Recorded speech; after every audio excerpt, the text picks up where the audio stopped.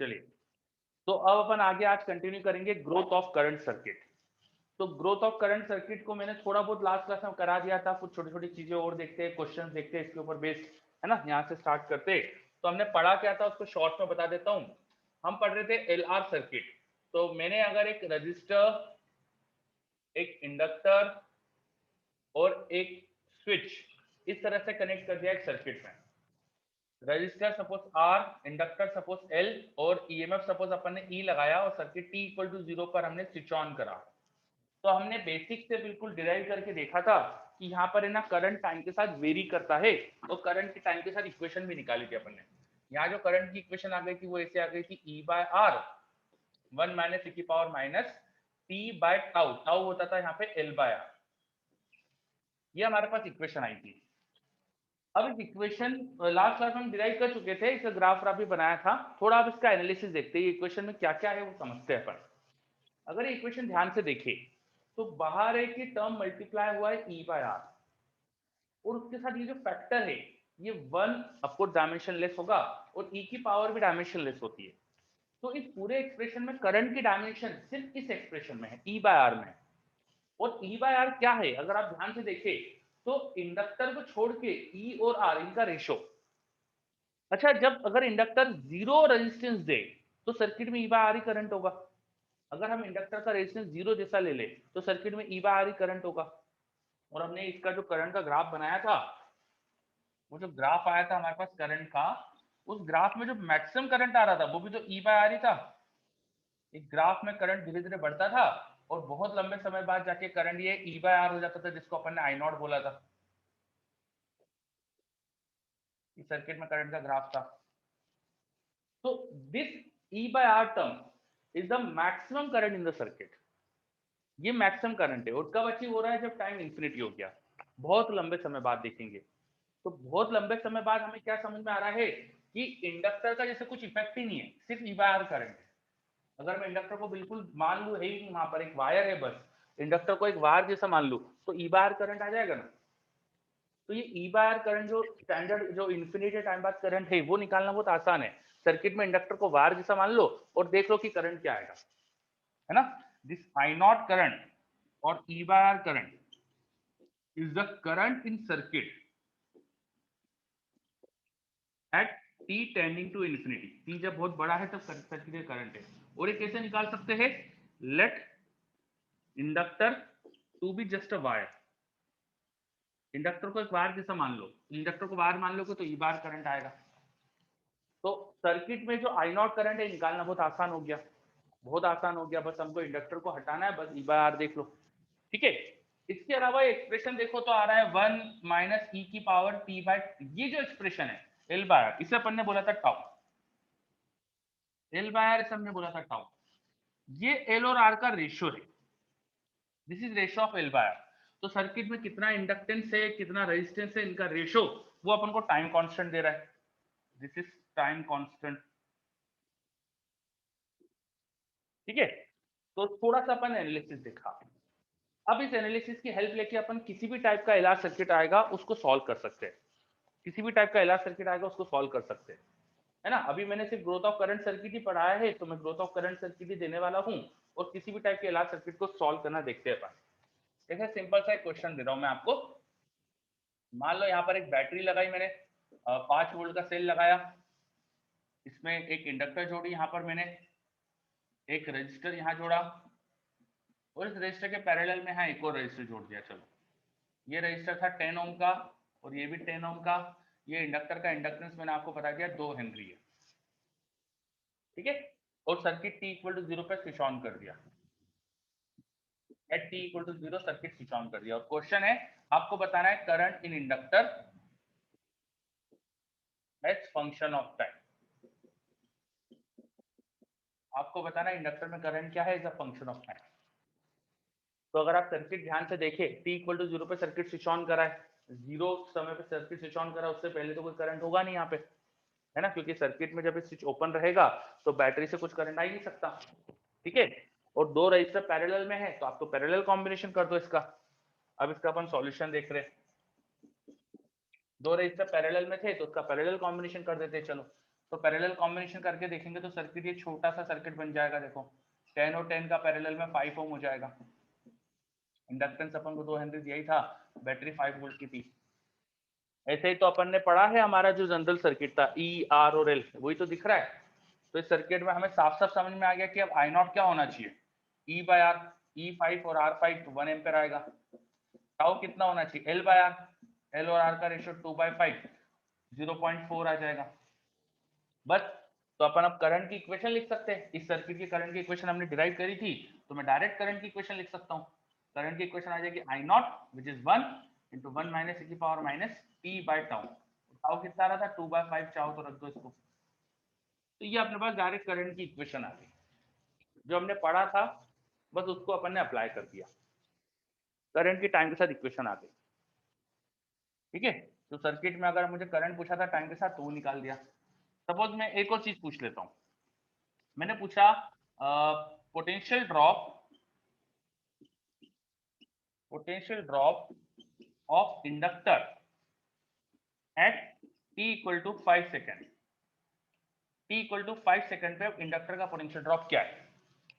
मैंने एक और चीज पूछ ली, potential drop of inductor at t equal to 5 second.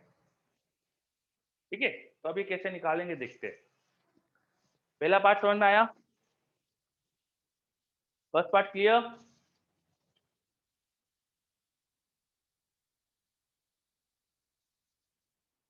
बताइए, फर्स्ट पार्ट में हमने करंट निकाला, ठीक है बहुत बढ़िया है ना। सेकंड पार्ट देखते हैं। सपोज मुझे इंडक्टर का पोटेंशियल ड्रॉप पूछा है। अब हम जानते हैं इंडक्टर का पोटेंशियल ड्रॉप क्या होता है। वो होता था, याद करो अपन ने पिछली क्लास में पढ़ा है, अगर उसका मैग्नीट्यूड देखो तो वो होता है L D I by D T. Inductor के पोटेंशियल ड्रॉप का मैग्नीट्यूड होता है L D I by D T. और मुझे तो करंट पता है ना इंडक्टर का कितना है। जो सर्किट में करंट है वही तो इंडक्टर से जाएगा।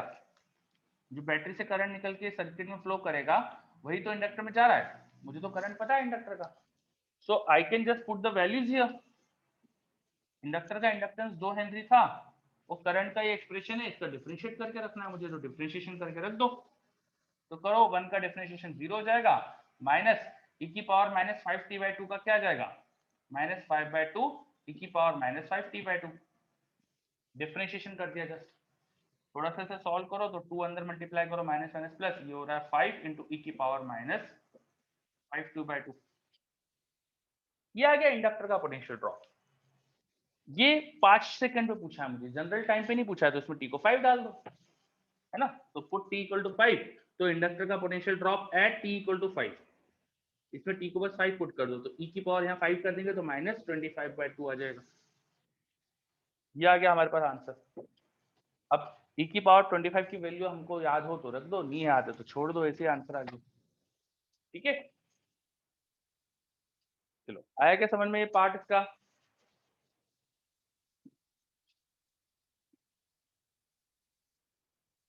बोलो, ये क्लियर हो रहा है क्या। बहुत बढ़िया। चलो अब थोड़ा सा सर्किट और कॉम्प्लिकेटेड कर देते हैं। सर्किट और कॉम्प्लिकेटेड कर देते हैं चलो। तो सर्किट में अब नया दे रहा हूँ, ये सपोज बैटरी, एक रजिस्टर यहाँ और एक स्विच यहाँ भी, स्विच भी लगा देता हूँ मैं। अभी स्विच बनाऊंगा, जस्ट अ सेकेंड। एक बैटरी, एक रजिस्टर यहाँ और एक इंडक्टर है यहाँ, और उसके साथ में यहाँ पर एक रजिस्टर है। ऐसा सर्किट दे दिया, थोड़ा सा कॉम्प्लिकेटेड टाइप सर्किट दिख रहा है। ठीक है, बैटरीज के पोटेंशियल ड्रॉप बता देता हूँ मैं।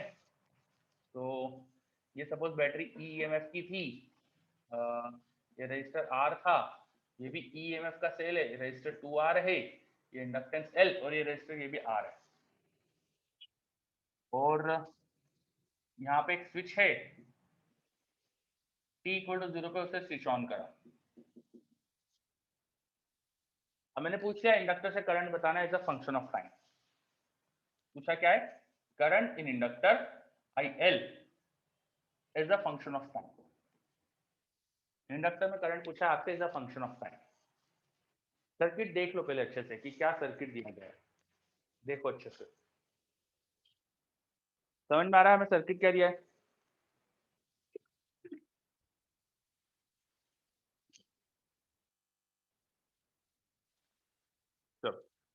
अब अगर सर्किट ऑब्जर्व करोगे तो इसमें तो दो दो सेल आ गए हैं और रेजिस्टेंस भी ज्यादा है, तो ये अपना ऐसा सिंपल सर्किट तो है नहीं जो अपन ने पढ़ा था।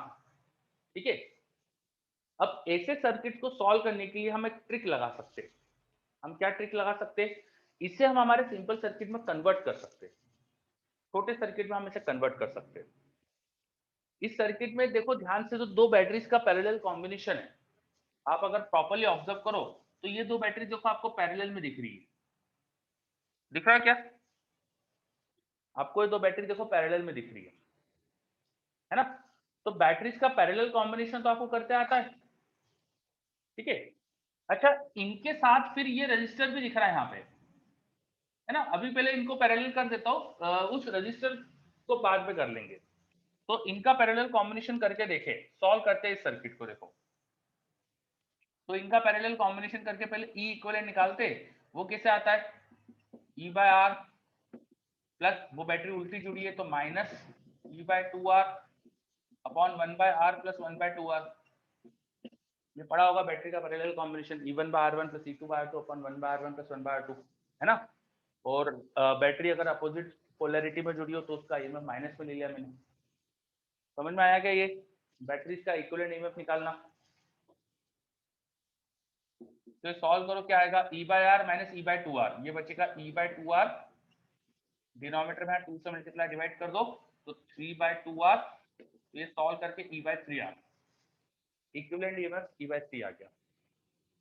रेजिस्टेंस भी इक्विवेलेंट निकाल सकते हो, पैरेलल में रेजिस्टेंस इक्विवेलेंट आपको जानते ही कैसे निकालते हैं, R1 R2 upon R1 plus R2, R into two R upon R plus two R, तो आने वाला है 2R बाय थ्री। इसका मतलब इन दो सेल को हटा के मैं अब एक ही सेल दिखा सकता हूं जिसका रजिस्टर भी आपको, रेजिस्टेंस भी पता चल गया, तो ये सर्किट कन्वर्ट हो जाएगा। वो दो सेल हटा के मैंने ई बाय थ्री का एक ही सेल दिखाया, उसका रेजिस्टेंस 2R/3 दिखा दिया, तो ये सर्किट बन गया। और यहाँ पे स्विच दिया गया था, वो स्विच वैसे की वैसे बना रहा हूं मैं, इसे t इक्वल टू 0 पे क्लोज किया जा रहा है। तो बस इन दो सेल का कॉम्बिनेशन लगा दिया मैंने। इतना समझ में आया क्या? सभी बच्चे देखिए, चलो वेरी गुड। अब प्रॉब्लम यह है कि इंडक्टर के साथ एक रेजिस्टर और पैरेलल में।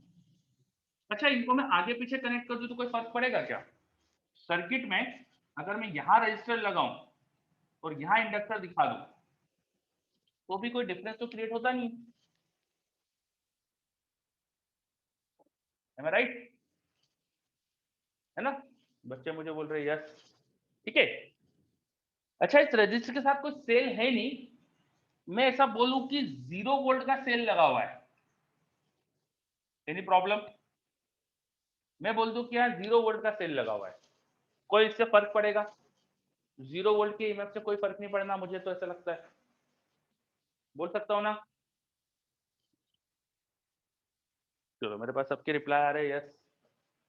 तो अब देखो, ये दोनों सेल फिर से पैरेलल कॉम्बिनेशन बन गया, तो इनका पैरेलल कॉम्बिनेशन करके सिंगल सेल बना सकता हूं ना मैं।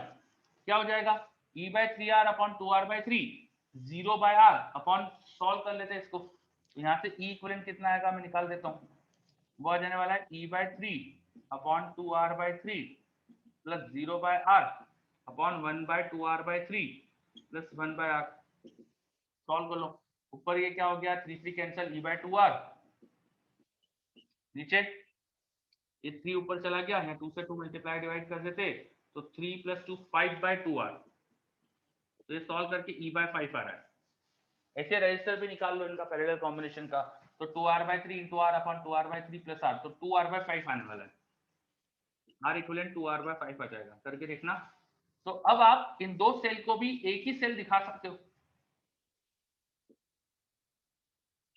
और वो स्विच फिर से दिखा दो यहाँ पे। तो बैटरी अब हमारे पास कितनी ईएमएफ की हो गई, ई बाय फाइव की, और रजिस्टर कितना हो गया हमारे पास, ये सॉल्व करके टू आर बाय फाइव आया था, और एक इंडक्टर।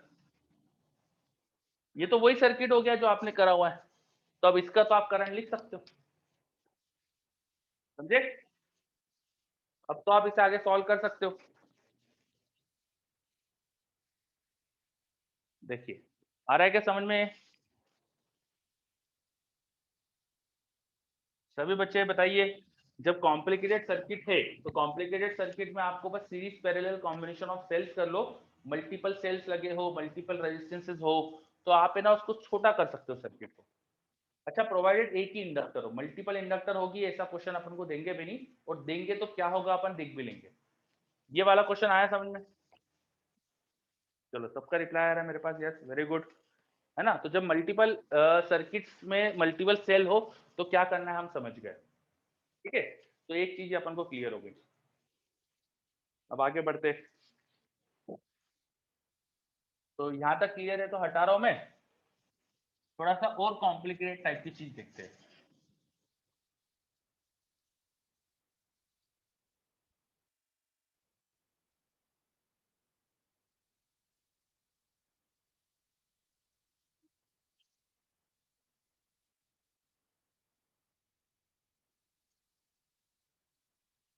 देखो, तो सर्किट में जब मल्टीपल बैटरीज वगैरह होगी तो क्या हो जाएगा वो, और अगर मल्टीपल इंडक्टर हो, क्वेश्चन में ज्यादा इंडक्टर दे दिए आपको, तो वो इंडक्टर या तो सीरीज या पैरेलल कुछ कॉम्बिनेशन में दिख रही होगी, तो उनका सीरीज पैरेलल कॉम्बिनेशन जो होता है वो कर लेना, ठीक है। अगर सीरीज पैरेलल में दिख रही है तो फिर तो क्वेश्चन बहुत आसान हो जाएगा, सीरीज पैरेलल कॉम्बिनेशन कर सकते हैं आप, ठीक है हर्षित। हाँ मोइन, ये सब मेंस में आता है। चलिए,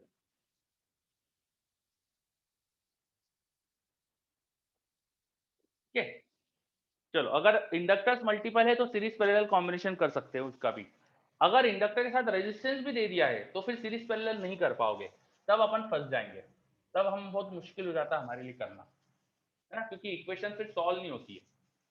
तो वो अपन देखेंगे, लेकिन उससे पहले जो क्वेश्चन हमको करना है वो देख लेते हैं।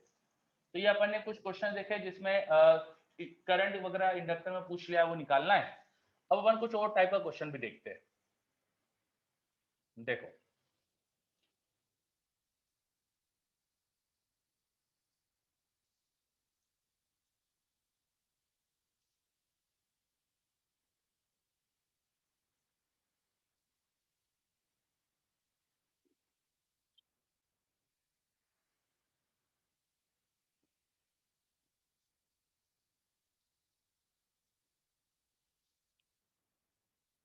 अभी हमने जितने भी क्वेश्चन देखे सब में मैंने ये दिया था कि इंडक्टर में T0 पे बैटरी जोड़ी थी।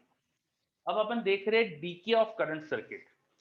क्या देख रहे हैं? DK of current, DK of current. It is not always कि हम सर्किट में इंडक्टर में बैटरी जोड़े ही, जैसे यहाँ पर भी मैंने T0 पे सर्किट को स्विच ऑन कराया तो इंडक्टर के अक्रॉस बैटरी कनेक्ट हो गई। इस केस में क्या होता है कि करंट इंडक्टर का धीरे धीरे बढ़ता है। ऐसा भी दिया जा सकता है हमको कि इंडक्टर में पहले बैटरी कनेक्टेड थी और उसको शिफ्ट कर दिया और बैटरी के साथ बैटरी हटा के सिर्फ एक रजिस्टर जोड़ दिया। इस तरह की सिचुएशन भी आ सकती है। इंडक्टर से कोई बैटरी नहीं कनेक्टेड है अब, और इंडक्टर में पहले कोई करंट था, उसको अपन ने इधर की तरफ जोड़ दिया, like this. In this cases current धीरे धीरे डिक्रीज होता है, इसलिए अपन इस तरह के सर्किट को बोल देते हैं DK of current circuit, DK of current circuit. तो आप अगर सर्किट ऑब्जर्व करें, मैंने यहाँ पर एक बैटरी ली है, एक रजिस्टर लिया है, ये एक इंडक्टर ली है। तो ये स्विच है एक, जो पोजीशन 1 पे जुड़ा हुआ है, और किसी समय पे जाके उसको पोजीशन 2 पे शिफ्ट करा जा रहा है। कब शिफ्ट कर रहे हैं? T0 पे, लिखा है मैंने T0 पे मैं इसे शिफ्ट कर रहा हूँ। स्विच पोजीशन 1 पे बहुत देर से है, तो इस सर्किट में कुछ करंट आ गया होगा। स्विच पोजीशन 1 पे बहुत देर से है, तो इस सर्किट में कुछ करंट आ गया होगा, तो यहाँ पे कुछ करंट डेवलप हो चुका था। अब ये सर्किट अचानक से आपने पोजीशन 2 पे शिफ्ट कर दिया, तो after T equal to zero, after T equal to zero, हमारा ये जो बैटरी और रजिस्टर था ये तो सर्किट से बाहर ही हो गए, और वो स्विच अब पोजीशन 2 पे कनेक्ट हो गया, लाइक दिस। ये समझ में आ रहा है? स्विच पोजीशन 2 पे कनेक्ट हो गया। मान लीजिए रजिस्टर आर था, इसको कुछ अपन और बोल देते, आर डैश बोल देते, और ये हमारे पास सर्किट बन गया। तो हुआ क्या यहाँ पे, क्लियर है क्या आपको? पहले स्विच पोजीशन 1 पे था, इस सर्किट में इंडक्टर कनेक्टेड थी, अब अचानक स्विच को मैंने पोजीशन 2 पे शिफ्ट कर दिया, तो पोजीशन 2 पे शिफ्ट करने के बाद सर्किट ये दिखेगा मुझे, वो स्विच इधर आ गया। देखिए डायग्राम, डायग्राम में कोई डाउट, डायग्राम में कोई डाउट?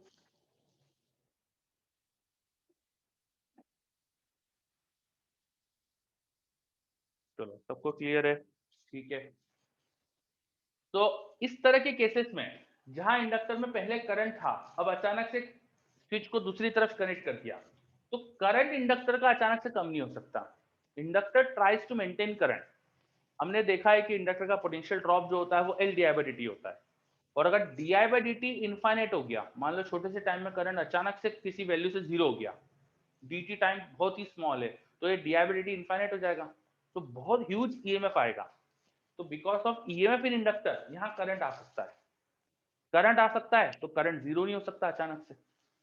तो इन केसेस में करंट सडनली जीरो हो नहीं सकता, करंट मेंटेन रहेगा, यहाँ पे कुछ करंट मेंटेन रहेगा। पहले इधर करंट था ना, तो इधर कुछ करंट मेंटेन हो जाएगा।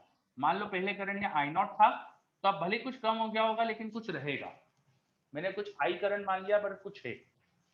ये आई करंट टाइम के साथ बदल सकता है। मैंने किसी समय टी पे मान लिया कि करंट आई है। After T equal to zero at time T, circuit ये है, और मान लिया अपन ने यहाँ पे करंट क्या फ्लो कर रहा है, आई। हमने मान लिया कि सर्किट में क्या करंट फ्लो कर रहा है, आई।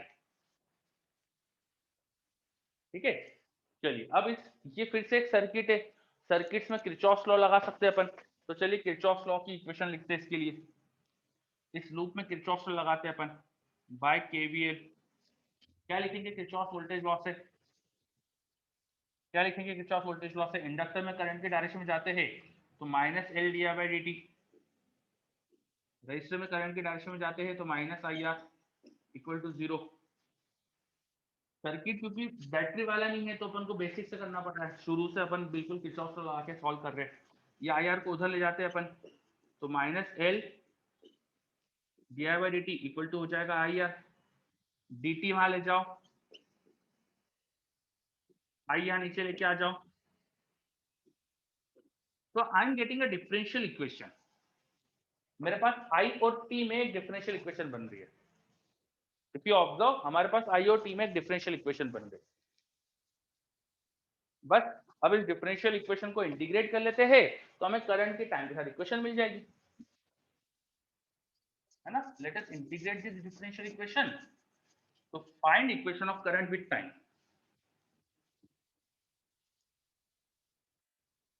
चलो, तो दोनों साइड इंटीग्रेशन कर लेते हैं हम। टी जीरो पर, जस्ट टी जीरो पे हमने स्विच शिफ्ट करा था, तो जस्ट टी जीरो पे करंट यहाँ पे आई नॉट था, और बाद में किसी समय टी पर हमने करंट को आई माना, तो लिमिट लगा दी जीरो से टी और आई नॉट से आई, लिमिट लगा देते, इंटीग्रेट कर देते।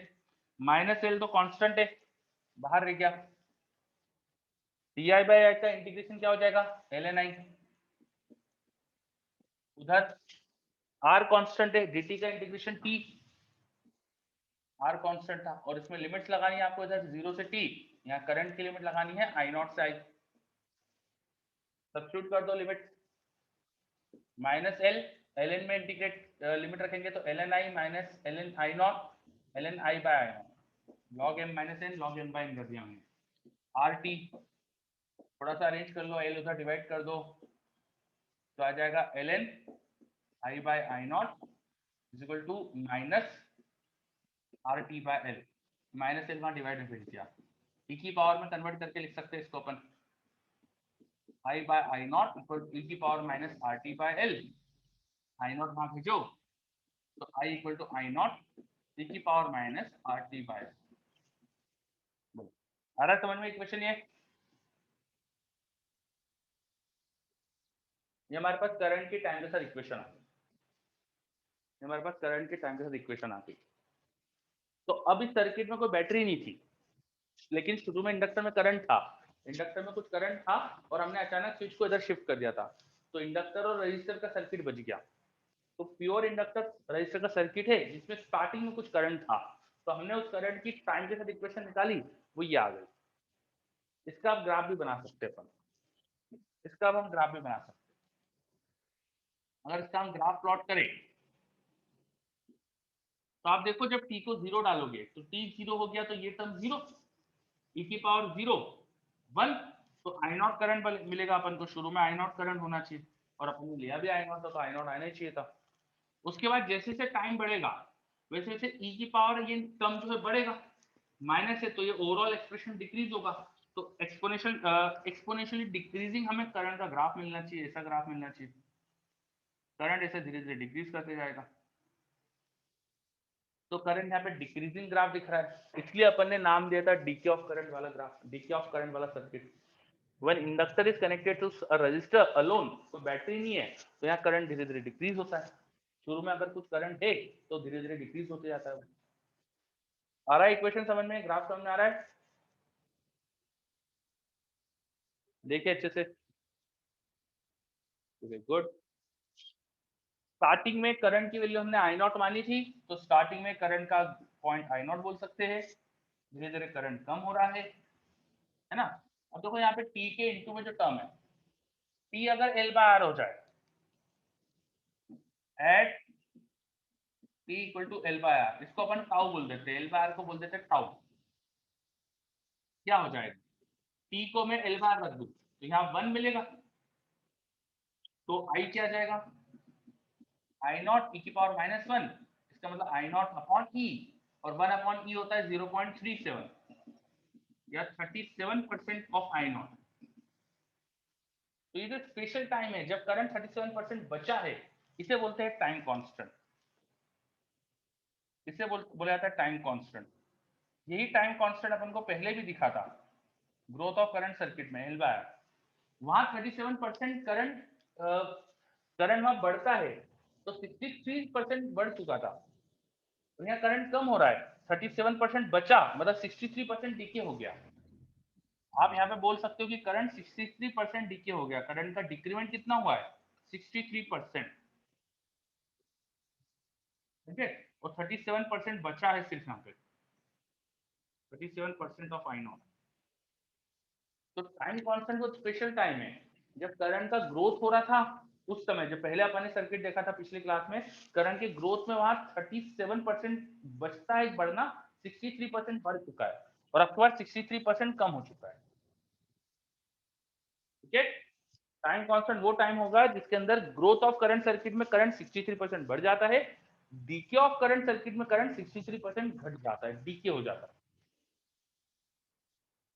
आ रहा है समझ में ये?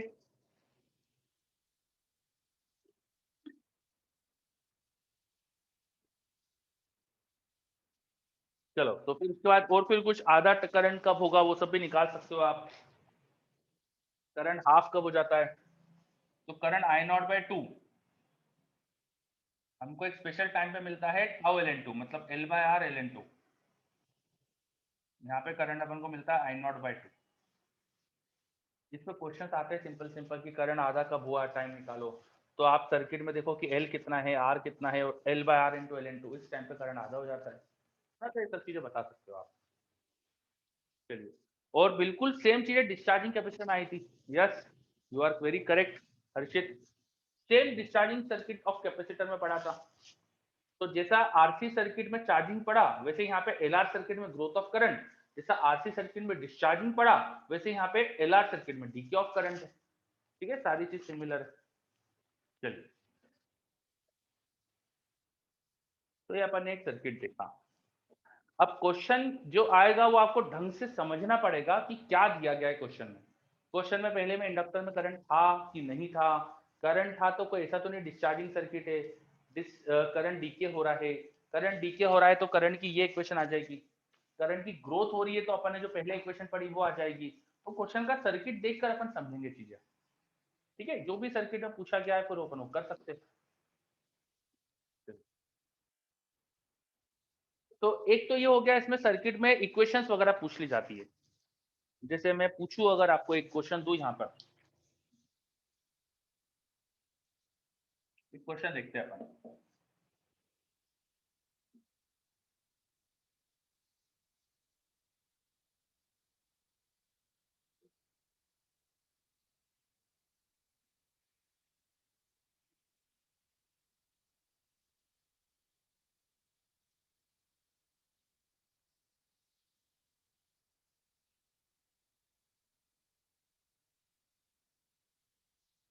देखो ये बैटरी ईएमएफ की, रजिस्टर आर, ये इंडक्टर एल, ये भी रजिस्टर आर, बैटरी ईएमएफ की, और T0 पर सर्किट को यहाँ पे शिफ्ट कर दिया। T0 पे सर्किट को मैं उस तरफ शिफ्ट कर रहा हूँ, ठीक है। सर्किट स्विच 1 पर बहुत देर से कनेक्टेड है और स्विच 2 पोजीशन 2 पे शिफ्ट कर दिया। At t equal to 0 switch is shifted to position 2 from 1, है ना। बहुत देर से जो स्विच है वो पोजीशन 1 पे जुड़ा हुआ था, अब उसको पोजीशन 2 पे शिफ्ट कर दिया है। तो बाकी सर्किट में क्या क्या जुड़ा है आप देख ही सकते हो, बैटरी, रजिस्टर, क्या क्या है। अब मैंने पूछ लिया आपसे current in inductor as a function of time.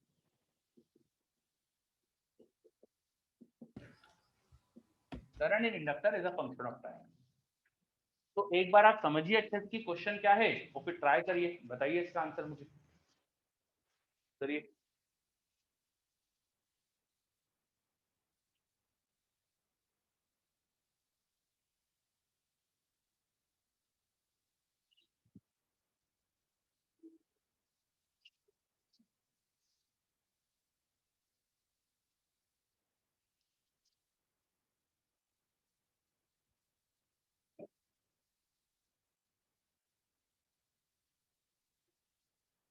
Current in inductor is a function of time पूछा है, अच्छे से सोच समझ के करिएगा।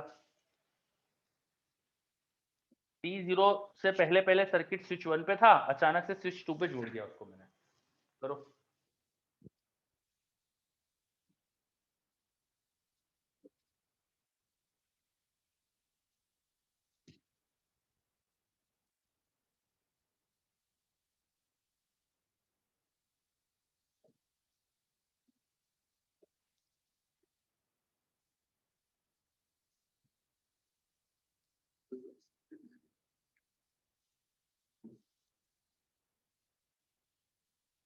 चलो सबसे पहले तो इस बात का जवाब दो कि जब स्विच को मैं पोजीशन 2 पे शिफ्ट करूंगा, उसके बाद जो सर्किट दिखेगा वो ग्रोथ ऑफ करंट का सर्किट है कि डीके ऑफ करंट का सर्किट है, बता सकते हो क्या? ग्रोथ ऑफ करंट का सर्किट है कि डीके ऑफ करंट का सर्किट है, बता सकते हो क्या? जैसे स्विच को मैं 1 से 2 पोजीशन शिफ्ट करूंगा तो ग्रोथ ऑफ करंट का या डीके ऑफ करंट का किसका सर्किट बनेगा? मेरे पास एक आंसर आया डीके ऑफ करंट का। और कोई? ड्रॉ करके देख लो, सबसे बेस्ट चीज होती है ड्रॉ करके देख लो सॉल्यूशन। स्विच को यहाँ शिफ्ट करना है तो करने के बाद डायग्राम बना लेते हैं।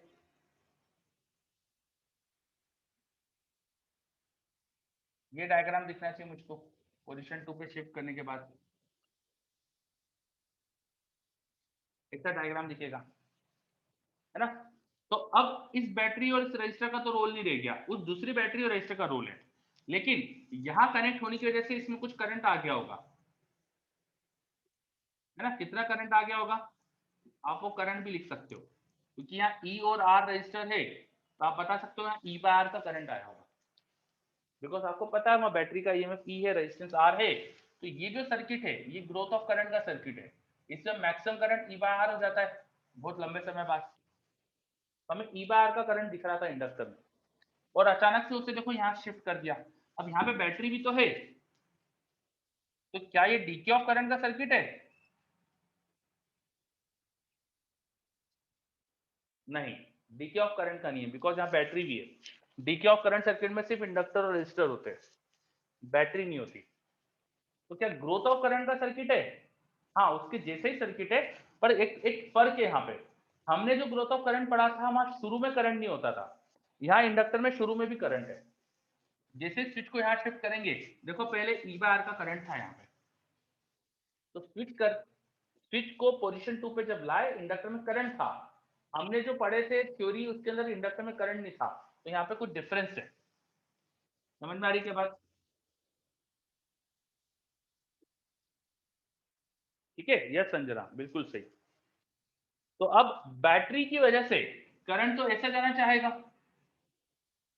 बैटरी की वजह से, लेकिन पहले इंडक्टर में ऐसा करंट था नीचे की तरफ, है ना। तो मान लेते हैं कि यहाँ पे बैटरी ओवरकम कर गई, मान लेते हैं कि बैटरी ओवरकम कर गई, उसने आई करंट फ्लो करा दिया, मान लेते हैं कि ऐसा करंट आई फ्लो कर गया सर्किट में, ठीक है, ऐसा अज्यूम कर लिया कि आई करंट है, तो जस्ट टी जीरो पे वो आई होना चाहिए था माइनस ई बाय आर।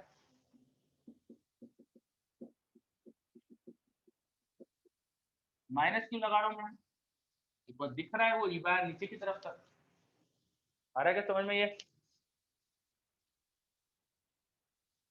बताइए।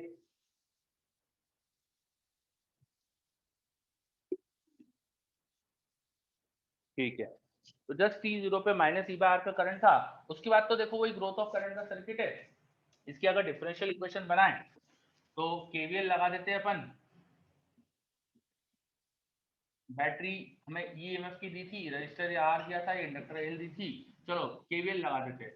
तो बैटरी के लिए लिखा ई, इंडक्टर के लिए करंट के डायरेक्शन में minus L D I by D T, resistor के लिए minus I R equal to zero. तो यहाँ फिर से वही डिफरेंशियल इक्वेशन टाइप कुछ बन रहा है, इस टर्म को उधर ले जाते हैं, तो L D I by D T is equal to E minus I R. तो यहाँ से L D I upon E minus I R is equal to हो जाएगा डी टी, दोनों साइड इंटीग्रेट कर लो। करंट की इक्वेशन, करंट का जो हमारे पास इनिशियल वैल्यू है टी जीरो पर वो माइनस ई बाय आर थी, और किसी टाइम टी पर करंट आई ऊपर में माना है। लिमिट बस सही से लगाना है यहाँ पे, लिमिट इधर करंट की माइनस ई बाय आर से आई आएगा, उधर जीरो से टी आएगा, क्योंकि शुरू में टी जीरो पे करंट हमें दिख रहा है कि इस इंडक्टर में माइनस ई बाय आर का करंट था, तो अगर वो सही सही लिख दिया तो अपना काम हो जाएगा। आ रहा है ये, देखो अच्छे से बताओ, इसमें कोई डाउट हो तो।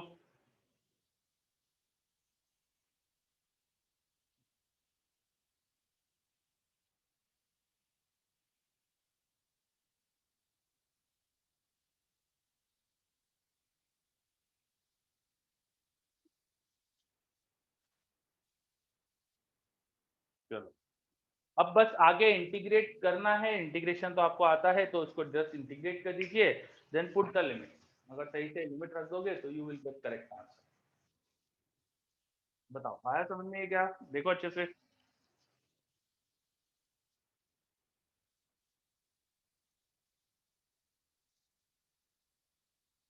सभी बच्चे, देखिए अच्छे से, कोई डाउट इसमें।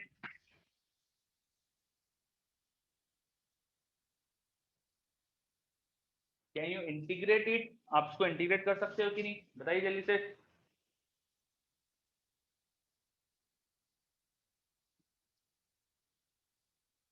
यस, है ना, तो जस्ट को इंटीग्रेट करिए, लिमिट पुट करिए, प्रॉपरली लिमिट पुट करोगे you will get your answer. तो ये अपन ने एक और क्वेश्चन देखा जो थोड़ा सा कॉम्प्लिकेटेड था, ये ना तो ग्रोथ ऑफ करंट था ना डीके ऑफ करंट था, मिक्स कुछ क्वेश्चन दिया मैंने। तो ऐसे क्वेश्चन भी आ सकते हैं, तो आपको हर क्वेश्चन, जैसे मिक्स क्वेश्चन था तो बेसिक से करा, तो बेसिक से करना सबसे अच्छी चीज जो आती है जब भी कभी भी मिक्स क्वेश्चन टाइप दिखे। तो हर क्वेश्चन को करना कैसे है, बस समझना है डायग्राम क्या दिया है, जो अपन को बोला है वो डायग्राम बनाओ, जो स्विच स्विच शिफ्ट करना है वो करो। पूछा है current in inductor is a function of time, तो मान लो करंट कुछ है फंक्शन ऑफ टाइम, उसको आई मान लो, फिर उसका अपन केवीएल इक्वेशन लगा के इंटीग्रेशन की इक्वेशन बन जाती है, डिफरेंशियल इक्वेशन बनती है, सॉल्व करो, आप अपने आप करंट मिल जाता है। लिमिट्स प्रॉपर लगाना पड़ती है, ध्यान ये रखना पड़ता है कि लिमिट्स प्रॉपर लगानी है। चलिए, तो ऐसे क्वेश्चन थोड़े से टफ हो जाते हैं जो अभी मैंने कराया, ये थोड़ा सा एडवांस टाइप का क्वेश्चन हो गया, मेंस में ये थोड़ा सा वेरिएशन ऐसा नहीं आता है। एक एक सिंपल टाइप का क्वेश्चन और होता है यहाँ पर, हमसे कई बार है ना current is a function of time भी पूछते वो लोग बस पूछ लेते कि शुरू में क्या करंट आएगा, जैसे स्विच को शिफ्ट करूंगा तो शुरू में क्या करंट आएगा, और बहुत लंबे समय बाद क्या करंट आएगा। स्टेडी स्टेट में करंट पूछ लेते हैं, जैसे कैपेसिटर में भी करा होगा आपने, स्टेडी स्टेट की सिचुएशन पूछ ली जाती है। तो वैसे क्वेश्चन यहाँ एलआर सर्किट में भी आते हैं, स्टेडी स्टेट में करंट क्या आएगा और जस्ट शिफ्टिंग के बाद करंट क्या आएगा। ठीक है, तो अब वैसे क्वेश्चन देखते हैं अपन।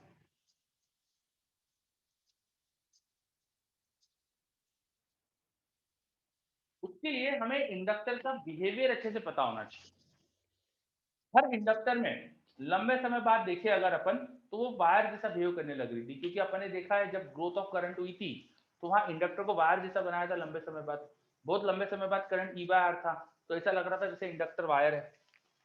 तो इन स्टेडी स्टेट जो इंडक्टर होती है उसे जस्ट आपको एक वायर जैसा मान लेना है, जस्ट अ वायर। तो सर्किट में करंट निकालना फिर बहुत आसान हो जाएगा स्टेडी स्टेट में। जहां जहां इंडक्टर है उसको वायर मान लो, और फिर सर्किट अपना नॉर्मल जो आपने पढ़ा है करंट इलेक्ट्रिसिटी में वैसा सॉल्व कर दो, और वैसे सॉल्व करके अपन करंट बता सकते हैं जो भी पूछा जाए। ठीक है, तो स्टेडी स्टेट तो बहुत आसान हो जाता है सॉल्व करना। लेकिन जस्ट जैसे ये सिचुएशन थी, स्विच को शिफ्ट करने के जस्ट बाद बोला है, तो स्विच को शिफ्ट करने के जस्ट बाद इंडक्टर में वही करंट होता है जो थोड़ी देर पहले था। ये याद रखना होता है अपन को। स्टेडी स्टेट तो पढ़ लिया अपन ने, just after shift of switch, जो भी इंडक्टर में पहले करंट था वही बाद में रह जाता है। तो पहले का करंट मान लीजिए क्या है, जो है वो देखिए कितना है, बाद में भी उतना ही करंट होगा। इंडक्टर वही करंट को मेंटेन करती है, तो एक करंट सोर्स जैसा बिहेव करती है, करंट वही जाता है उसमें साइन नॉट। ये मैंने जो सिंबल बनाया है इसे बोलते हैं करंट सोर्स, मतलब करंट वही मेंटेन करने की कोशिश करती है। Just after shift of switch inductor behaves like current source. It will try to maintain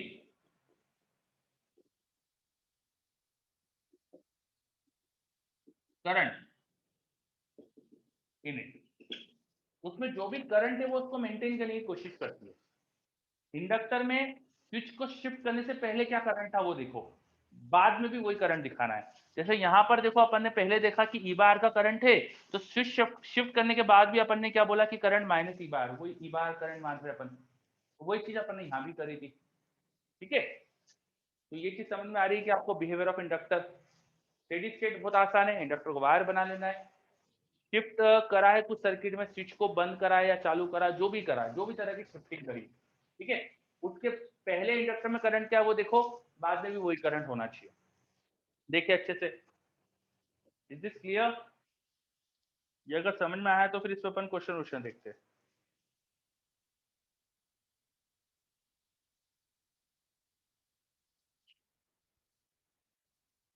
yes, okay, बहुत बढ़िया। अब इस पे क्वेश्चन देखते हैं, इस पे बेस्ड एक क्वेश्चन देखते हैं अपन। तो यहाँ क्वेश्चन देखते हैं अपन।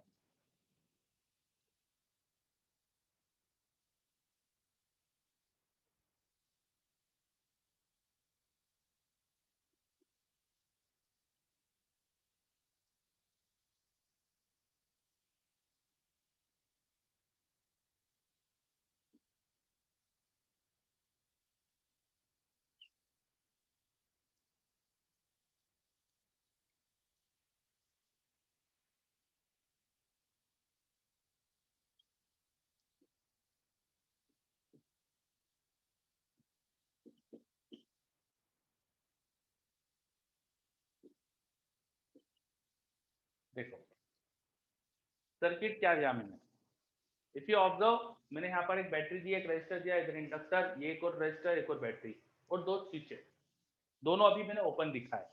ठीक है, चलो क्वेश्चन क्या है, when S1 is closed, S1 को जैसे अपन क्लोज करेंगे, what will be EMF induced in inductor just after closing of S1। S1 को जस्ट बंद करने के बाद, S1 बंद करा और जस्ट बंद करने के बाद इस इंडक्टर में कितना EMF इंड्यूस हो रहा होगा, बताइए, करिए फर्स्ट पार्ट।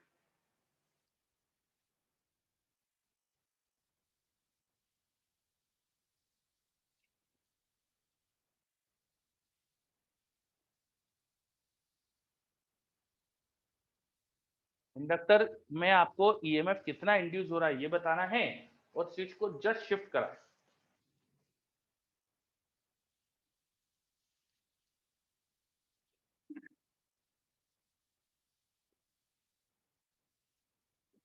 चलो संजना का तो आंसर भी आ गया, वेरी गुड।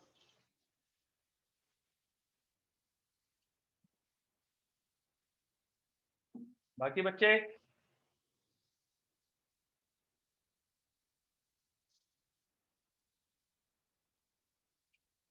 बाकी का आंसर?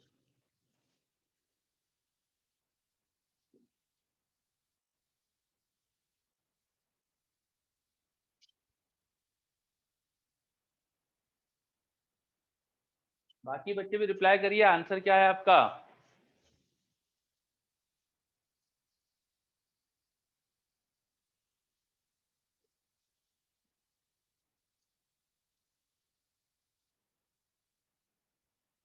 चलो सॉल्व करते हैं अपन। देखिए, इस इंडक्टर में स्विच क्लोज करने के पहले कितना करंट था, बताओ जल्दी से। ये स्विच को क्लोज करने के पहले यहाँ करंट कितना था, जल्दी से बताओ। ये स्विच को क्लोज करा नहीं अपन ने, ओपन है स्विच, यहाँ करंट कितना है? जीरो, बिल्कुल सही बात है, जीरो। इसमें करंट जीरो है, तो स्विच क्लोज करने के बाद भी जीरो करंट होना चाहिए। ये अपन ने जस्ट पढ़ा अभी, just after shift of switch inductor behaves like current source, it will try to maintain current in it. तो इसमें पहले करंट जीरो था, तो बाद में भी जीरो करंट रखना चाहेगी। जब आपने स्विच क्लोज करा उसके बाद सर्किट क्या बनेगा वो देखो। तो ये स्विच आप क्लोज कर चुके हो, यहाँ इंडक्टर है, ये सर्किट बन रहा है। इधर तो सर्किट अभी स्विच ओपन है, तो कोई बनाने की जरूरत है नहीं, चलो बना देता हूँ फिर भी मैं। ठीक है, ये सर्किट है। अब इसमें करंट जीरो जाना चाहिए, तो ऐसा कैसे हो सकता है कि यहाँ करंट जीरो जाए? ये बैटरी ईएमएफ की है, ठीक है, रजिस्टर आर। यहाँ करंट जीरो कैसे जाएगा? जब यहाँ पे भी उल्टा ईएमएफ आ जाएगा तो करंट जीरो जाएगा। आप इस सर्किट में करंट को लिख सकते हो ईएमएफ नेट अपॉन रेजिस्टेंस। तो इसमें उल्टा ईएमएफ ई आना चाहिए, तभी तो करंट जीरो होगा। तो इस इंडक्टर में हम देखें तो यहाँ पर हमें एक ईएमएफ दिखना चाहिए ई, तभी हो सकता है यहाँ पे करंट जीरो। ठीक है, अगर इस सर्किट में करंट जीरो है तो केवीएल लगाओ, आपको यहाँ से यहाँ का पोटेंशियल ड्रॉप ई मिलना चाहिए, तभी हो सकता है करंट जीरो। तो बस केवीएल लगा के आप बोल सकते हो यहाँ पोटेंशियल ड्रॉप ई, तो इसका आंसर आ गया ई। समझ में आ रहा है? Is this clear?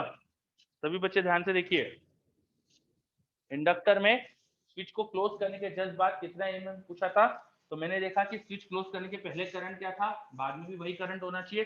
करंट वही रखने के लिए बैटरी क्या बननी चाहिए इंडक्टर के अंदर, वो सोच लिया अपन। आप चाहो तो केवल लगा के भी लिख सकते हो, पर मुझे ऐसे दिख गया, आपको भी दिख रहा होगा। ईएमएफ यहाँ है, तो यहाँ भी ईएमएफ ही होना चाहिए, तो दोनों अपोजिट होकर net EMF zero, current zero आ जाएगा। Is it clear?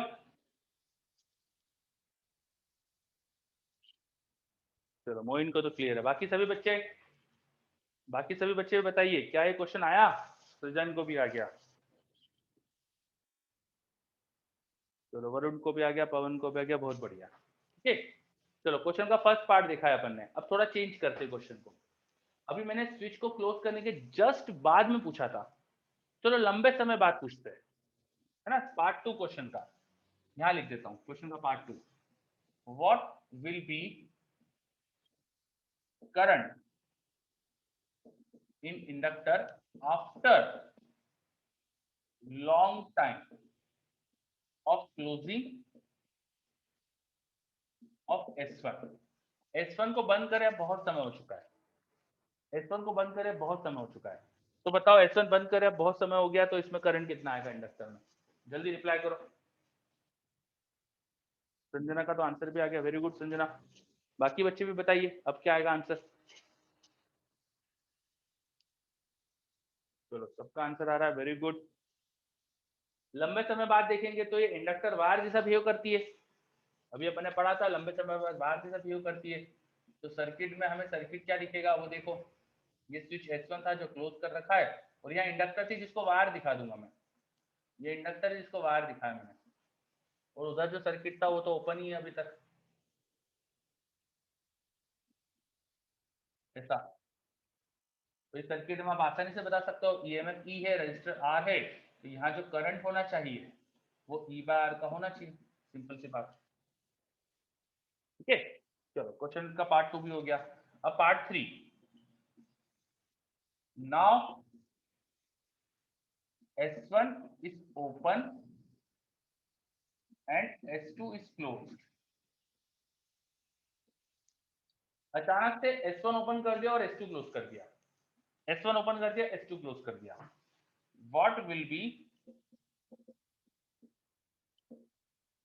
induced EMF in inductor just after this? हमने क्या करा, S1 जो स्विच था ये क्लोज कर रखा था, इसे खोल दिया, और S2 को बंद कर दिया, ये ओपन कर दिया, ये क्लोज कर दिया।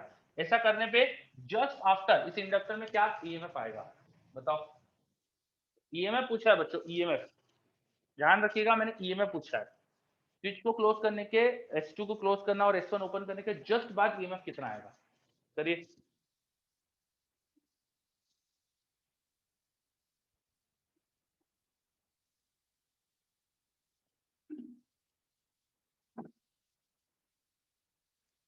हर्षित थोड़ा सा और अच्छे से सोचो बेटा, थोड़ी मिस्टेक है आपकी।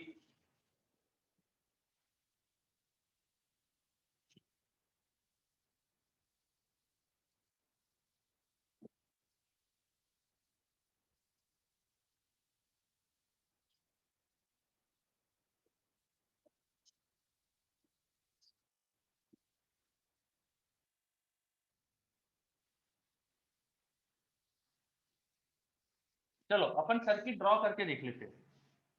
तो इधर की बैटरी और रेजिस्टर ऑफ सर्किट में कोई रोल प्ले नहीं करेंगे क्योंकि स्विच ओपन कर दिया है। ये इंडक्टर थी और ये स्विच क्लोज करा, और यहाँ पर एक रजिस्टर है, इसके साथ एक सेल भी लगा रखा था, ऐसा सर्किट बनेगा। ठीक है, ये बैटरी कितने एमएफ की दिखाई थी क्वेश्चन में, कितने एमएफ की दिखाई थी, क्वेश्चन देखो 4E का दिखाया था, रेजिस्टेंस 2R दिखाया था, और ये इंडक्टर है। अच्छा, जस्ट ये स्विच जब क्लोज करा है उससे पहले इंडक्टर में करंट क्या था वो ढूंढो, क्योंकि जब भी स्विच जस्ट शिफ्ट करने के बाद की चीज पूछी जाती है तो आपको पहले का करंट ढूंढना पड़ता है। तो ये स्विच जब ओपन था, ये क्लोज था, तो इंडक्टर में करंट क्या आ चुका था, देखो ई बार आ चुका था, तो अभी भी ई बार मेंटेन करेगी इंडक्टर, अभी भी यहाँ पर करंट जो होगा वो ई बार का होना चाहिए, वो करंट फिर ऐसा फ्लो करेगा, देखो ई बार का, जा रहा समझ में। इंडक्टर में करंट मेंटेन होता है, करंट जो जस्ट पहले था वो जस्ट बाद में रहेगा। जस्ट स्विच को क्लोज करने के पहले यहाँ करंट ई बार आ चुका था, तो अभी भी ई बार का करंट होगा, वो ई बार का करंट इधर ही जाएगा, इधर तो जा ही नहीं सकता, तो ई बार का करंट ऐसे सर्किट में फ्लो करेगा। आ रहा है समझ में ये? चलो, अब इंडक्टर का किसी ने ईएमएफ पूछा हमसे, तो ईएमएफ निकाल दो, किरचॉफ वोल्टेज लॉ लगाओ, यहां से यहां तक जाओ, तो किरचॉफ वोल्टेज लॉ से, किरचॉफ वोल्टेज लॉ से मैं इधर की ऊपर से नीचे आते, चलो ऐसे आ जाते, है ना। रेजिस्टेंस को क्रॉस कर रहा हूँ, करंट के उल्टा जा रहा हूँ, तो पोटेंशियल बढ़ेगा, कितना बढ़ेगा, रेजिस्टेंस इनटू करंट, करंट है ई बाय आर, बैटरी को क्रॉस कर रहा हूँ, पोटेंशियल फिर बढ़ा 4E से, तो कितना पोटेंशियल बढ़ गया, ये देखो टोटल 6E, आंसर आ गया 6E। यहां से यहां गया, करंट के उल्टा गया, पोटेंशियल बढ़ा, फिर बैटरी में गया, फिर से पोटेंशियल बढ़ा, आर इंटू आई, ये पोटेंशियल बढ़ा रजिस्टर में, फिर बैटरी का बढ़ा 4E, टोटल आ गया 6E, तो आंसर हो जाना चाहिए 6E। देखो अच्छे से आ रहा समझ में, मोइन, सृजन, हर्षित, सिंपल मैंने किरचॉफ लॉ यूज करा है।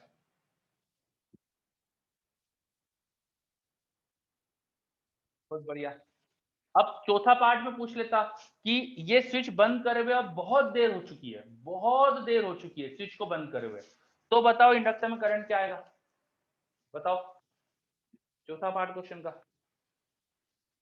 स्विच बंद करे हुए बहुत देर हो चुकी है, अब बताओ इंडक्टर में करंट क्या आएगा।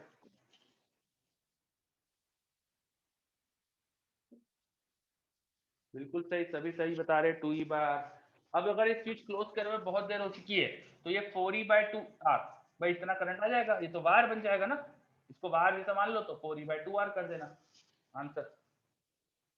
ठीक है, सभी बच्चे सही रिप्लाई कर रहे हैं, 2E/R बिल्कुल सही। चलो तो ये क्वेश्चन आया समझ में, मैंने कैसे कैसे इसमें चीजें पूछी, S1 क्लोज करा, फिर S1 ओपन करके S2 क्लोज कर दिया, है ना। और ये थर्ड वाला पार्ट थोड़ा ट्रिकी होता है, इसमें बच्चों से गलतियां होती है। तो मैंने कैसे सॉल्व करा है समझिए अच्छे से। जस्ट पहले का करंट देखा, वही करंट बाद में बनाया, और फिर सर्किट सॉल्व करा। सर्किट में किरचॉफ लॉ लगाना तो पड़ता ही है अपन को, तो किरचॉफ लॉ लगा के अपन ने चीजें करी है। जल्दबाजी नहीं करना चाहिए ऐसे क्वेश्चन में, बेसिक से ढंग से करोगे तो सही आंसर आएगा, जल्दबाजी करोगे तो गलत हो जाएगी। क्लियर? चलो, तब एलआर सर्किट के अपन ने क्वेश्चंस जितने भी टाइप के आ सकते हैं वो सब देख लिए अपन ने। ठीक है, अब आप एलआर सर्किट की ओर प्रैक्टिस करिए, इसमें जो जो चीजें पूछी जा सकती है अपन ने थोड़ा थोड़ा सब देखा है। बाकी अगर और कुछ पूछा जाए, जैसे इंडक्टर की एनर्जी पूछी जाए तो आप वो निकाल सकते हो, हाफ एल आई स्क्वायर होती है। इंडक्टर में पावर पूछी जाए तो पावर होता है rate of change of energy या पोटेंशियल ड्रॉप इनटू करंट, है ना, उससे भी निकाल सकते हो। तो ये सब चीजें आप कर सकते हो, तो जो जो चीजें अब मैंने थोड़ी थोड़ी छोड़ी है वो आप कर सकते हो बेसिकली। तो अब आपके रेस कंप्लीट करो, ठीक है, इंडक्टर की रेस पूरी करके लाओ, तो अपने सारे चीजें प्रैक्टिस हो जाएगी आपकी। अच्छा, मैंने एक रेस आपको होमवर्क में दी भी थी, रेस नंबर 4 करके लाए क्या आप? रेस नंबर 4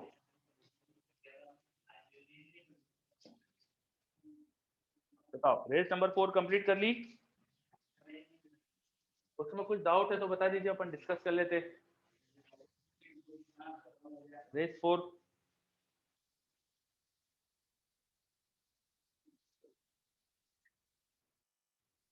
निकाल लीजिए आप, आपके पास रेस 4, जो भी दिक्कत है रेस 4 में बताते जाइए, अपन रेस 4 फटाफट डिस्कस कर लेते।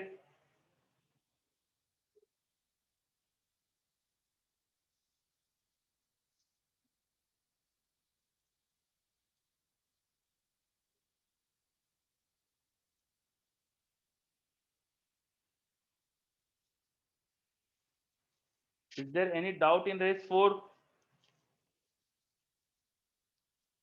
टोटल इसमें मुझे दिख रहे हैं 19 क्वेश्चंस, 19 क्वेश्चंस है, और आज का होमवर्क रेस नंबर 5 है। ठीक है, आज अपन ने जो पढ़ा है उससे रेस नंबर 5 पूरी हो जाएगी, तो रेस नंबर 5 आज का आपका होमवर्क है। चलिए, रेस 4 का कोई डाउट हो तो बता दीजिए जल्दी से।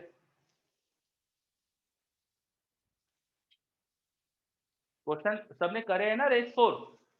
मेरे पास एक डाउट आया है क्वेश्चन 3 का ऑप्शन डी, क्वेश्चन 3 का ऑप्शन डी, क्वेश्चन 3 का option D, just a second. Constant current I is maintain in a solenoid, एक सोलोनाइड में कांस्टेंट करंट है।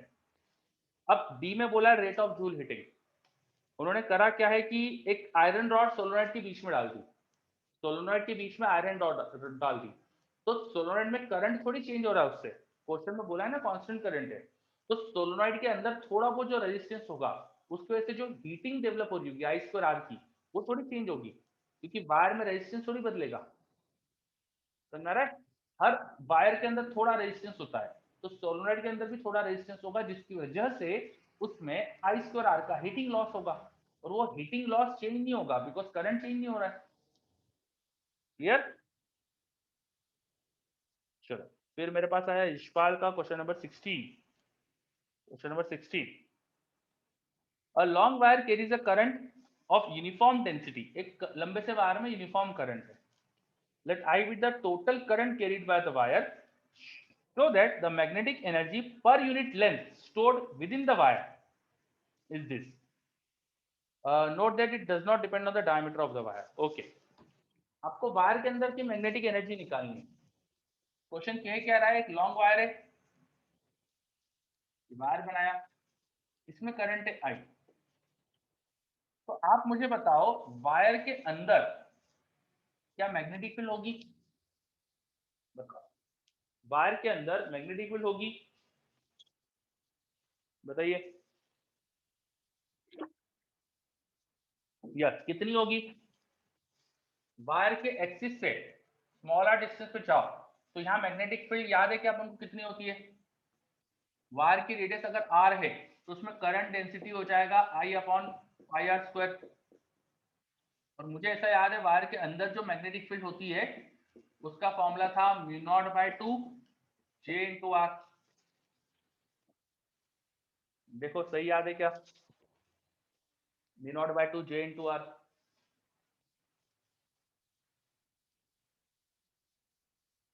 सभी बच्चे देखो अच्छे से। एक वायर के अंदर करंट है तो वायर के अंदर मैग्नेटिक फील्ड होती है, वायर के अंदर की मैग्नेटिक फील्ड का फॉर्मूला।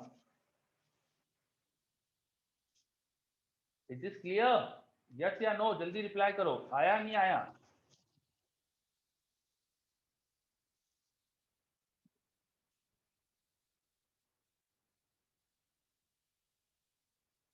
अरे यार क्या बात है, यशपाल वगैरह सब बच्चे बताओ, आया नहीं आया? चलो यस, बहुत ही टाइम लगाते हो यार सब। अनीशा आपको आया? वरुण? चलो संजना को भी क्लियर है। वरुण, प्रशांत, प्रणव? चलो सबको क्लियर है, बहुत बढ़िया। तो मैग्नेटिक फील्ड है वायर के अंदर। अच्छा, ये मैग्नेटिक फील्ड स्मॉल आर पे डिपेंडेंट है, स्मॉल आर के साथ वेरी कर रही है। एक काम करते, हम है ना एक ऐसा वॉल्यूम कंसीडर करते हैं वायर के अंदर जिसमें आर ज्यादा बदल नहीं रहा है, स्मॉल आर लगभग लगभग कांस्टेंट है। देखो ऐसा सिलेंड्रिकल शेल लिया मैंने, एक मैंने सिलेंड्रिकल शेल कंसीडर करा इस वायर के अंदर। There is a cylindrical shell inside this wire, ठीक है?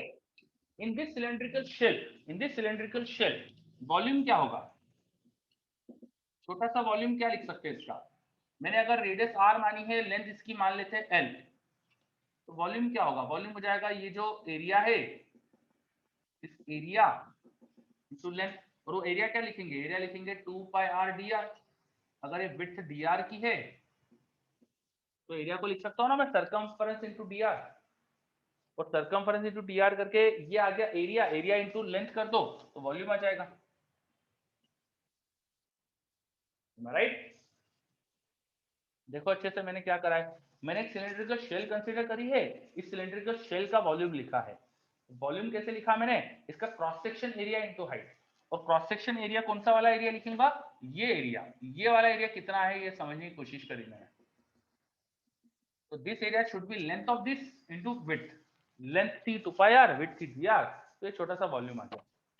अब मैग्नेटिक फील्ड है वायर के अंदर, तो हमने पढ़ा था ना मैग्नेटिक फील्ड में एनर्जी स्टोर होती है। कितनी एनर्जी स्टोर होती है? एनर्जी पर यूनिट वॉल्यूम जो होती है, छोटी सी एनर्जी अपॉन छोटा सा वॉल्यूम, होता था 1/2 म्यू नॉट बी स्क्वायर। और इस वॉल्यूम जो मैंने वॉल्यूम दिखाया आपको, उस वॉल्यूम के अंदर बी तुम जानते हो कितना है? 1/2 म्यू नॉट। और बी की वैल्यू कितनी थी? Mu not by 2 J into R. तो छोटा सा एनर्जी इस वॉल्यूम में कितनी वो आ जाएगी हमारे पास? डी यू एनर्जी आ गई, डी वी उधर मल्टीप्लाई कर दो, तो 1/2 म्यू नॉट, फिर mu not by 2 J into R का होल स्क्वायर इंटू डीवी। ये डीवी रख दो, ये एनर्जी आ गई वायर के अंदर कितने छोटे से वॉल्यूम में। अब अपन को पूरे पूरे वायर के अंदर एनर्जी चाहिए, तो इसमें रेडियस, इसको इंटीग्रेट कर लो, टोटल एनर्जी के लिए इसको इंटीग्रेट कर लो। और इंटीग्रेट करोगे तो कौन चेंज हो रहा है? Small R. Small R zero से लेके कैपिटल आर बदलेगा, यहाँ खड़े हो जाएंगे तो स्मॉल आर जीरो, और एक्सिस पे बाहर चले जाएंगे, सरकमफेरेंस की वायर की सरफेस तक आ जाएंगे तो स्मॉल आर की वैल्यू कैपिटल आर हो जाएगी। तो बस वो करके निकाल लेना आप। इसको आगे कर पाएंगे क्या?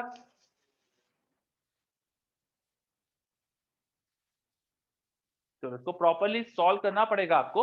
आपको ये जे की वैल्यू यहाँ रखना पड़ेगी तो बी आ जाएगा, फिर बी की वैल्यू यहाँ रखना पड़ेगी, ये पूरा एक्सप्रेशन रखना पड़ेगा, फिर उसको इंटीग्रेट, अच्छा डीवी रखना पड़ेगा, फिर इंटीग्रेशन करना पड़ेगा। तो अभी थोड़ा करने के लिए छोड़ा है मैंने आप पे, बताओ समझ में आ रहा है क्या? देखिए अच्छे से।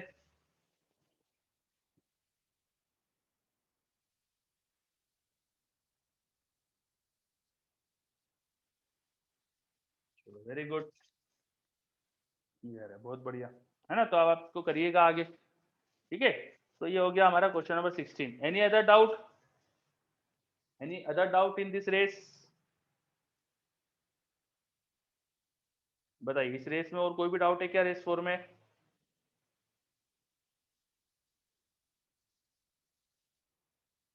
चलो कोई डाउट नहीं पूछ रहा है, इसका मतलब सबको शायद क्लियर है।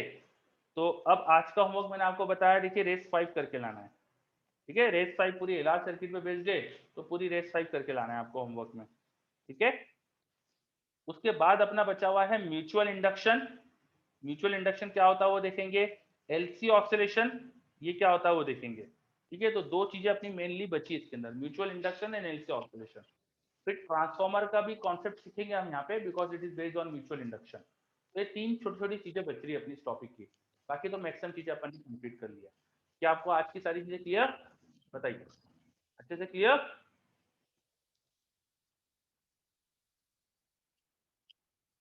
Okay, very good. अब एक काम करते हैं, अब म्यूचुअल इंडक्शन, क्योंकि टाइम जो बचा है उसमें हो नहीं पाएगा तो कोई सेंस नहीं अभी स्टार्ट करने का। सो म्यूचुअल इंडक्शन अपन नेक्स्ट क्लास से स्टार्ट करेंगे। म्यूचुअल इंडक्शन, एलसी ऑसिलेशन, ये सब अपन करने वाले, तो ये सब पढ़कर आइएगा थोड़ा सा, ठीक है। एडी करंट मैंने बीच में शायद बोला था आपको, एडी करंट पढ़कर आइएगा, एडी करंट में कोई डाउट तो पूछिएगा, है ना। और जो होमवर्क दिया है वो करिए। तो इतना काम करके लाइए आप नेक्स्ट क्लास में। अपना ईएमआई में मुझे लगता है कि एक लेक्चर या 1.5 लेक्चर मैक्सिमम और लगेगा मुझे, इसमें अपन कंप्लीट कर लेंगे। एसएचएम जो पढ़ा है आपने वो यूज होगा एलसी ऑसिलेशन में, तो एसएचएम रिवाइज करके लाना, एसएचएम रिवाइज करके आना है, ठीक है। जो भी एसएचएम में पढ़ा है आपने वो रिवाइज करके आना है। थोड़ा बहुत यूज होगा, बहुत ज्यादा नहीं, ऐसा पूरा एसएचएम की जरूरत नहीं पड़ेगी। थोड़ा बहुत एसएचएम आना चाहिए, एसएचएम की इक्वेशन क्या होती है, एसएचएम में वेलोसिटी की इक्वेशन क्या आती है, इनके रिलेशंस क्या होते हैं, सारी चीजें, है ना। तो थोड़ा एसएचएम का काइनेमेटिक्स जरूर पढ़कर आइएगा, वो अपन को जरूरत पड़ेगी नेक्स्ट क्लास में, ठीक है। चलिए बच्चों, ठीक है, तो आज अपन यही एंड करते क्लास, नेक्स्ट क्लास